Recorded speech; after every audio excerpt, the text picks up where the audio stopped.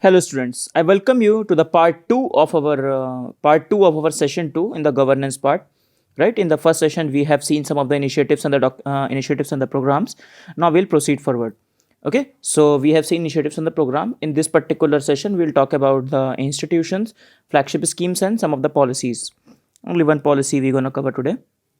Okay, so this will be in the session three: apps and portals and the funds. Right, so let's begin with the institution. First is India Energy Forum. So India Energy Forum is basically as an Indian organization which represents energy sector as a whole. It's founded in 2001. So forum has acquired a unique status as a spokesperson of the total energy sector. So once a year they meet and they talk about different sectors, uh, different trends going on in the India and the world. We last time in this particular session, we'll in the ecology we'll talk about the INDC goals of India with respect to that. Okay, so the most major public sector and private sector organization in power, oil and gas sector, coal and renewable energy have become its member. Okay, not a formal forum, but a forum where these top and discussions happen. Right. Next is common service centers. So common service centers are under the MeitY, right? Ministry of Electronics and Technology. Earlier it was a department. Now it is grown up to be a full-fledged ministry under this Modi government. So okay, it offers a e-governance services such as bill payments, filling up of submission of forms. So it basically decentralized because in rural area there is a digital divide, right? So these centers aspire to bridge that particular digital divide and provide the services to those people in the rural areas. With respect to that, CSE e-governance service India. So it's a special purpose vehicle set up to oversee the implementation of the common service center scheme to enable access to the information technology in the rural areas, right? To bridge that particular digital divide. So the this common service center benefits to the citizen will be delivering the government services, timely delivery of the critical information, because you must have read that information is the key in the e-governance right? If you want to exercise any of your right, RTI for example, so you can only RTI because you can if you file an online request, so you need internet connection, you need information to do that, right? So that is why common service center a tool of empowerment to the rural people. So increase administrative efficiency and provide cost effective access to the government service, benefit to the government and the centers. It will create new additional revenue stream for center. Okay, delivering essential government, so it will remove the transactions cost, right? A greater exposure to the other product and services offered through entire center, right? Okay, so this is common service center. You can see a gamut of services being provided: insurance, pension, health and medicine, IRCTC, all these things. Next is Garib Nawaz Skill Development Center. In the first session, we have done some of the schemes from Ministry of Minority Affairs, right? This particular institution is from Ministry of Minority Affairs, aims to provide for providing short-term job-oriented skill development course for youth belonging to the community. It offers certificate courses in GST, accounting, programming, and other related subject. Okay, so Garib Nawaz Skill Development Center. Next is KVIC, Khadi Village Industries Commission. KVIC. So it's a statutory body. First of all, it's a statutory body under Ministry of MSME. Just remember, under Ministry of MSME, right? Okay. To promote and development of the Khadi and village industries.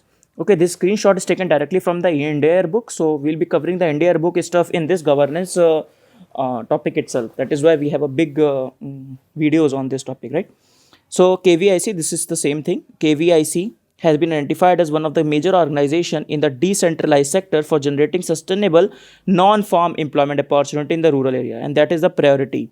That is non-farm employment opportunity in the rural area for rural prosperity, right? Reducing the rural to urban migration. So, in the rural area at a low per capita investment, KVIC undertakes activity like skill development, transfer technology, research and development, marketing, and helps in generating the employment and the self-employment opportunity in the rural areas. KVIC. Once they have asked question on KVIC in the CDS examination, right? Next is NADA, National Anti-Doping Agency. So basically, what is important for it? Doping, you all know, right? So extra medicine or things taken to enhance your performance artificially.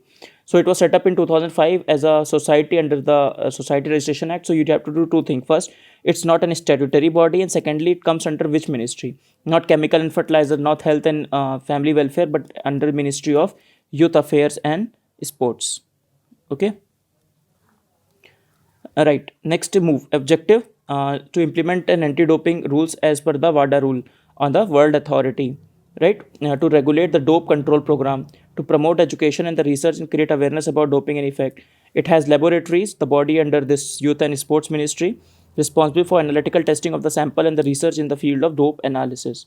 Last year, remember, Russia was in the news because of the doping scandal, right? So doping always remains in news. Maria Sharapova was involved in doping. Maria Sharapova, spent a lot of time away from the sports because of that. Okay. So next is clipping from the this India Air book, right? Next is that is National Water Development Agency, National Water Development Agency. Okay, so agency of World Union Ministry of Water Resource, established in 1982, old established. It's an autonomous body under the Society Registration Act to carry out the water balance and other studies on the scientific and realistic basis for the optimum utilization of water, right? Water resource on the peninsular river system. So basically working on the peninsular river system, especially with respect to the interlinking of water, because you know, right, water surplus in the northern rivers and the water deficit in the southern rivers. So and also the intra surplus and the deficit regions as well. So that is where river interlinking becomes a really critical project for India going forward towards our water challenges, right? So this particular agency is entrusted with the task of preparing the proposals. So there are so many interlinking projects. If you remember, we have done this one, Pamba, Achankovil, we have done. We'll discuss few more which will be in the news, right? Kochi Mechi, this one we will discuss, right? We will discuss this Yamuna one, we will discuss, right? Okay. So not here, they're not discussing, not here. We will discuss in location portion of our discussion. Next is T-Board, very small body. Just remember the ministry. It's a statutory body, headquartered in Kolkata. The ministry is Ministry of Commerce and Industry. Okay, so Commerce and Industry Ministry is under the Ministry of Commerce and Industry. T-Board, headquartered in Kolkata. Next is EESL. EESL. So Energy Efficiency Service Limited. So it is under the Union Ministry of Power to facilitate implementation of different energy efficiency project. It's a joint venture of different PSUs. This you need to remember. If you know, where different energy efficiency projects government has an Ujala, SNLP, right? Many projects, e-vehicles, energy efficient building, ECBC, and so many things, smart metering and all others. So EESL is responsible for that. Though EESL is a super energy service company which enables consumer, industry, and government to effectively manage their energy needs through energy efficient technology. Okay, as a joint venture of 4 reputed PSU undertaking: NTPC, Power Finance, REC, and Power Grid. You don't have to remember that. Just remember that it's a coalition of the different PSUs. If you remember, 4 PSUs here. Okay, because energy efficiency is one of the prime targets of this government, right?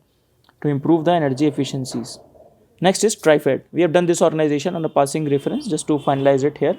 So established in 1987 by Ministry of Welfare under this particular act. So first of all, it's a statutory body. Now currently it's under the administrative control of the Ministry of Tribal Affairs. This one you need to remember, right?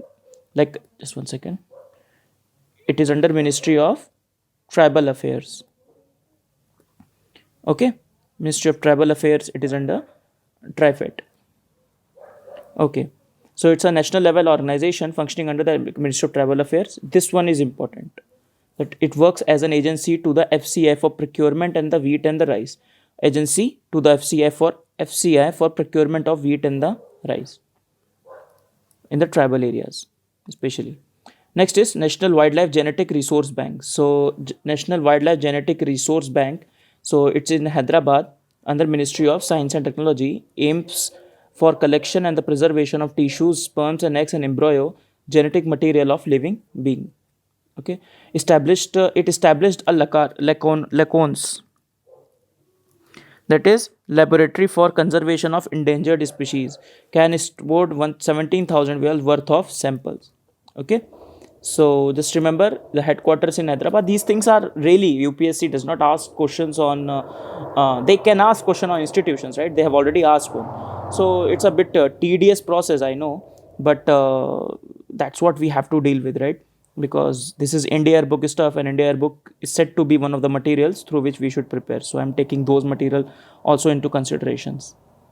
So this is the same thing, Mr. Harshvardhan at the National Wildlife Genetic Resource Bank, and they have established this particular laboratory of the conservation of the endangered species Lacarnos, a research wing of Center for Cellular and Molecular Biology here, right?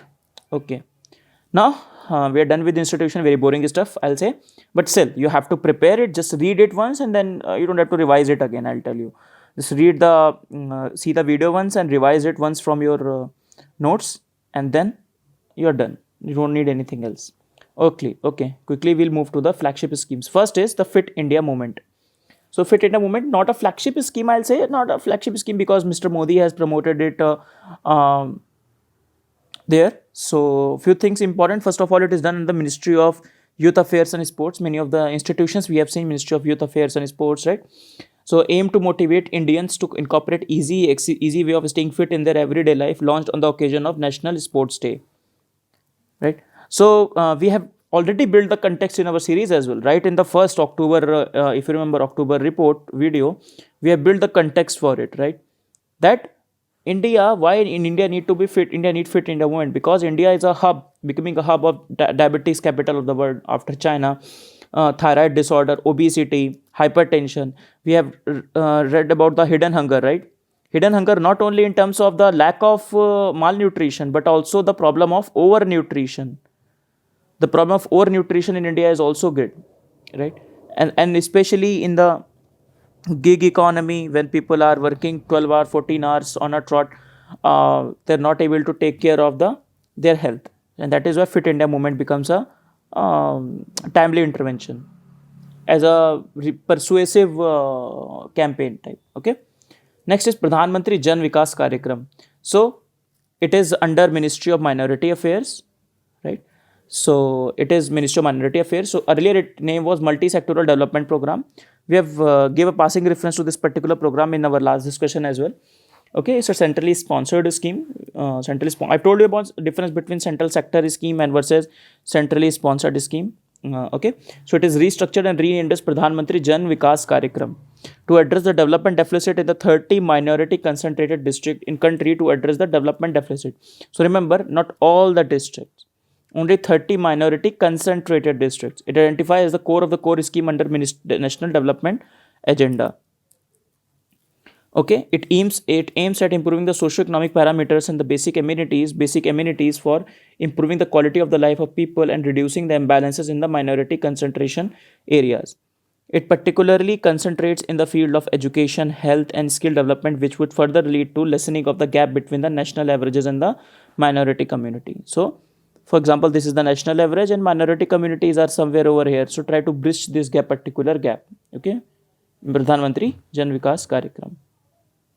From the name itself, you can miss out that it's not for minority. So that is why I'm highlighting it. Minority concentration area have been identified by both population data. 24% of population belong to minority community and the backwardness parameter of the census 2001 of their area. Funding ratio, it's a centrally sponsored scheme. So it will be 60-40 for other states, and for northeast and the hilly states 90-10. 90% by the center, 10% by the state government. Okay, it's a census data. I'm sorry, census data is of 2011. Okay, so just amend that. Backwardness for identification of each area: literacy rate, female literacy rate, work participation rate, female work participation rate. Okay, literacy, female literacy, and these things. Okay, let's move to the next one. That is SUPRA. So SUPRA is basically scientific. Just 1 second. Yes. SUPRA is scientific and the usual profound research advancement scheme. Okay, developed by SERB, that is Science and Engineering Research Board, has developed this particular scheme. Objective: the funding the exploration of the new scientific engineering breakthroughs through global impact with long-term impact on our fundamental scientific understanding. So funding the exploration of new scientific engineering breakthroughs. Okay, so basically creating an innovation ecosystem. SUPRA scheme. Okay, so this is SUPRA scheme. SERB, that is statutory body under Pact of Parliament. So SERB is a statutory body, right? And this is SUPRA. This much is important. If you ignore this particular slide, that itself does not matter, because when these questions come, these are not mainstream schemes that we read, right? So whenever these schemes will come, the question will be directly, you will hit it directly. If you have read it once, you'll get it right. And this is the way you should study, what to ignore, what to read, right? The last thing we're going to discuss, the policy in the news. I think only one fact we have here for you. Draft National Resource Efficiency Policy to 2019. So it is released by MOEFCC. So remember that, resource efficiency by MOEFCC, Ministry of Environment and Forest and Climate Change. So it says that one of the provision is National Resource Efficiency Authority to be constituted under the provision of the EPA, Environmental Protection Act, okay, 1986. So they will form a National Resource Efficiency Authority under the Environmental Protection Act. It will be mandated to drive the agenda of the resource efficiency across the country, right? Okay. So draft national resource, just one second before exiting, just last thing. Draft National Resource Efficiency Policy released by MOEFCC, guided by the principle of resource efficiency, right? It is really important topic for the mains, I'll say. If not directly, then it can aid you in the other topics. For prelims, you just need to know that it is by the MOEFCC, and the last fact that we have done, what authority they wants to establish. So draft National Resource Efficiency Policy released by MOEFCC is guided by the principles of reduction in the primary resource consumption to sustainable level and achieve sustainable development goal to stay away from the planetary boundaries, material security, waste minimization, creation of employment opportunities, and the business model beneficial to the cause of environmental protection and restoration. So right from the point of input to the output,